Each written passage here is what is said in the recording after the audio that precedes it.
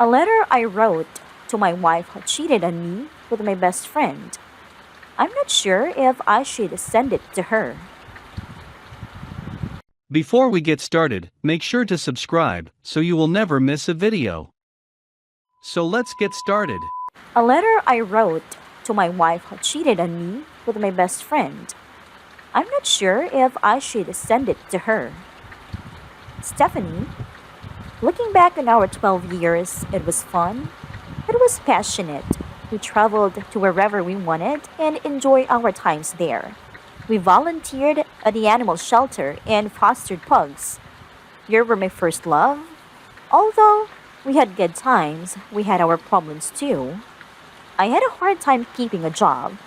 It's something I'm working on now. But I always provided. I found a way.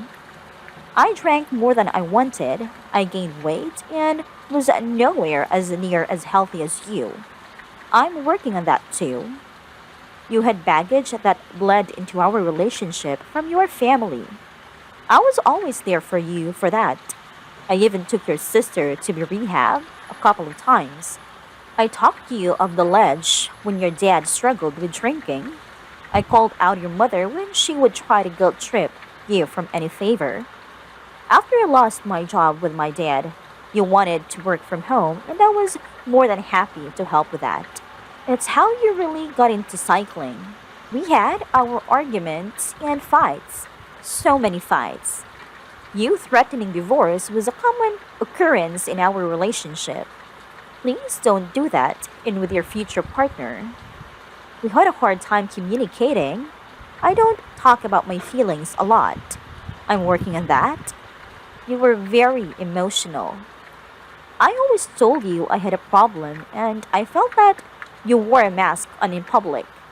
Nobody wanted you to bring your problems out in the world, but if you're upset, you didn't have to walk around so bubbly. You didn't always have to appear happy. You're human.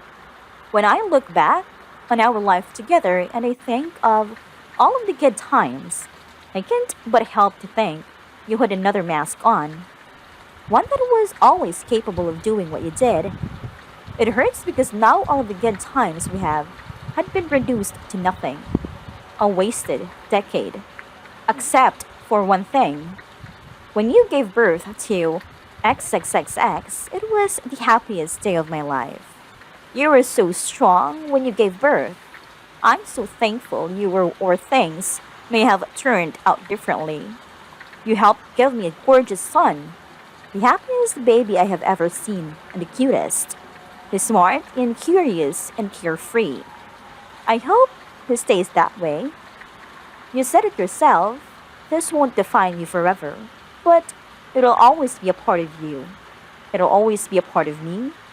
Deep down, you know that if you can do that you did to me, you will know that someone else can too. I hope it doesn't haunt you.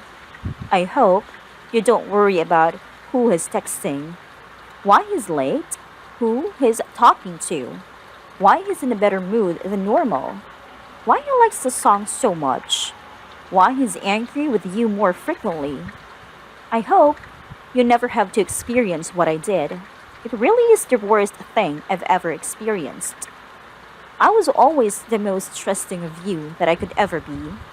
Him too. I never applied boundaries to who you could see or talk. I always thought that it was the foundation of a healthy relationship. I would like to say that I wish this never happened, but I'm glad to see what's behind the mask, who you are and what you are truly capable of. I would have hated to live a lie, believing you were honest, trusting, and thought you actually cared about me. I think what hurts the most is that I always thought we were a team. Good or bad, at the end of the day, we would never hurt one another. We had our ups and downs, but I always saw us in this life together. Always there for each other, and when shit hit the fan, I never thought this is how it would end. You took my wife, you took my friend. You confused our son, you took my house, my neighbors. You abandoned my family. You disappointed yours. You tarnished your reputation. You put the divide between us that didn't need to be there. You took my ability to trust, my ability to see the good in people.